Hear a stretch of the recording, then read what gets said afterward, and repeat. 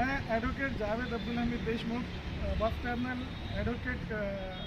का मैं जो है सो वक्फ टर्मिनल बार एसोसिएशन का जो है तो रेगुलर प्रैक्टिशनर हूँ। और हमारे जो पूरे महाराष्ट्र के वक्फ के मुतालिक जो है तो औरंगाबाद में वक्फ टर्मिनल कायम किया गया है महाराष्ट्र गवर्नमेंट की जानिब से, जिसके लिए जो है तो डिस्ट्रिक्ट कोर्ट के सामने बिल्डिंग दी गई थी, जो बिल्डिंग बहुत ही नाकाफ़ी थी और वहाँ कोई भी किसी भी तरह के सहूलियत फराहम नहीं थे। इसलिए मैंने बजाते खुद मेरी तरफ से तमाम हमारे वक्फ ट्रिब्यूनल के सीनियर एडवोकेट्स के एडवाइस पर जो है तो PIL नंबर 15/2021 दाखिल किया था, जिसमें हमारी ये डिमांड थी कि पूरे महाराष्ट्र का वक्फ बोर्ड का जो हेड ऑफिस है वो औरंगाबाद से बॉम्बे को मुंतकिल नहीं किया जाना चाहिए। दूसरी तरह महाराष्ट्र के वक्फ बोर्ड का अच्छी तरह की बिल्डिंग और तमाम वहाँ पे जो इंफ्रास्ट्रक्चर है और जो जितने रिक्वायर्ड पोस्ट है वो पूरी फिलअप करके जो तो एक complete Maharashtra state board of Waqf कायम होना चाहिए। और इसी तरह जो वक्फ के अर्जियात के ताल्लुक से जो सेंट्रल वक्फ एक्ट 1995 के मुताबिक वक्फ ट्रिब्यूनल का महाराष्ट्र के पूरे वक्फ ट्रिब्यूनल का को कायम किया गया है औरंगाबाद में, वहाँ पर जो है तो वक्फ के अर्जियात के मुतालिक मैटर्स डिसाइड होते हैं। और ऐसे पूरे इतना खुसूसी अदालत होने के बावजूद और जिस अदालत का चेयरमैन जो है तो डिस्ट्रिक्ट जज के रैंक के जुडिशल ऑफिसर है, दूसरे 2 मेंबर भी जुडिशल ऑफिसर्स है, इतना इम्पोर्टेंट कोर्ट होने के बावजूद भी वहाँ पर स्टाफ की कमी थी, वहाँ पर कोई किसी तरीके का इंफ्रास्ट्रक्चर नहीं था, एम्प्लॉयज़ की खामी की वजह से पूरी तरह से जो है तो judicial administration of the Waqf tribunal जो है तो पूरी तरह से जो है तो अफेक्ट हो रहा था। इसलिए तमाम वकीलों ने, जिसमें हमारे साथ जो है तो सीनियर एडवोकेट निसार अहमद खान साहब, एडवोकेट मजहर खान साहब, एडवोकेट अता मुस्तफ़ा साहब, एडवोकेट MZ खान साहब, एडवोकेट GD शेख साहब और तमाम वकीलों ने और एडवोकेट मोहित देशमुख, इन तमाम की राय से हमने जो है तो PIL in the interest of public at large दाखिल किया था, जिसकी सुनवाई हुई, जिसमें जो है तो फर्स्ट टाइम एडवोकेट नोटिस हुई थी। और नोटिस होने के बाद उसमें जो है सो गवर्नमेंट की तरफ से ऐसा एफिडेविट आया था कि गवर्नमेंट औरंगाबाद से वक्फ बोर्ड का हेडक्वार्टर कभी भी मुंतकिल करना नहीं चाहती। उन्होंने ऐसा एफिडेविट दिया था कि यहाँ से वक्फ बोर्ड का ऑफिस कभी भी बॉम्बे को हेडक्वार्टर मुंतकिल नहीं किया जाएगा। दूसरी बात हमारी डिमांड ये थी कि जो बोर्ड के अंदर जो है सो ऑफिसर्स और एम्प्लॉयज़ की कमी की वजह से बोर्ड में तमाम मुस्लिम कम्युनिटी के काम जो वक्फ से ताल्लुक़ रखते हैं नहीं हो पा रहे थे, और ट्राइब्यूनल में भी बहुत सारी दिक्कतें दुश्वारियाँ आ रही थी।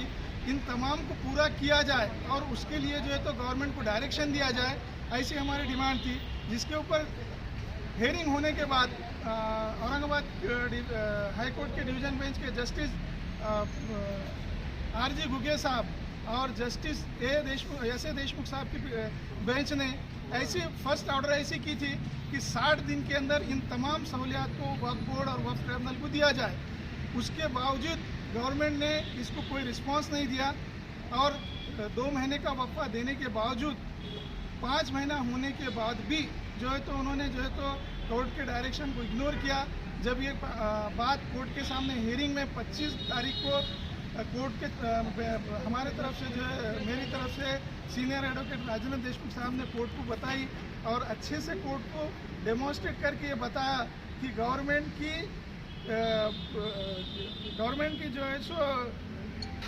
इन लापरवाही की वजह से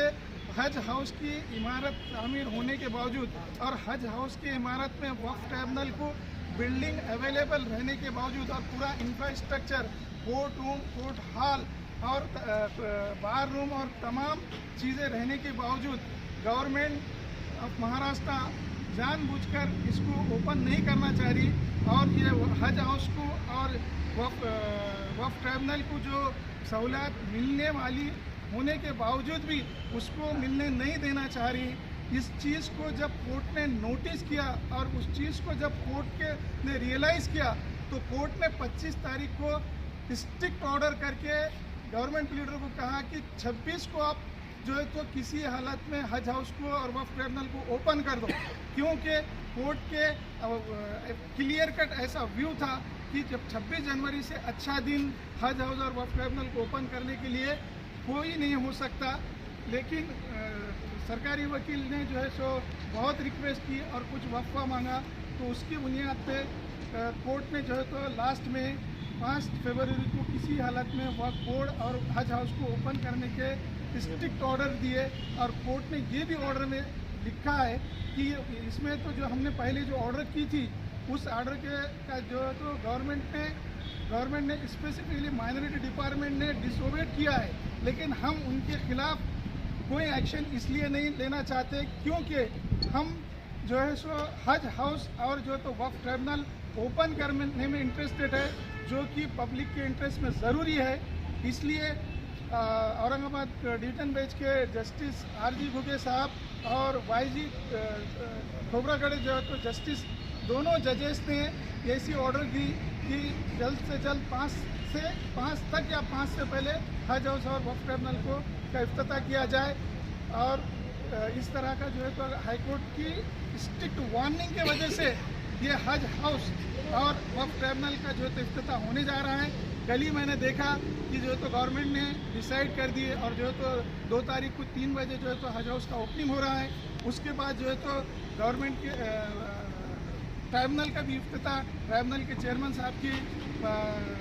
मर्जी से या उन्होंने जो भी डिसाइड करेंगे वो हिसाब से वक्फ ट्रिब्यूनल का भी और हाईकोर्ट के जो डायरेक्शन हुए उसको मद्देनज़र रखते हुए इफ्तिताह किया जाएगा। अब इसमें ये ऑर्डर जो है सो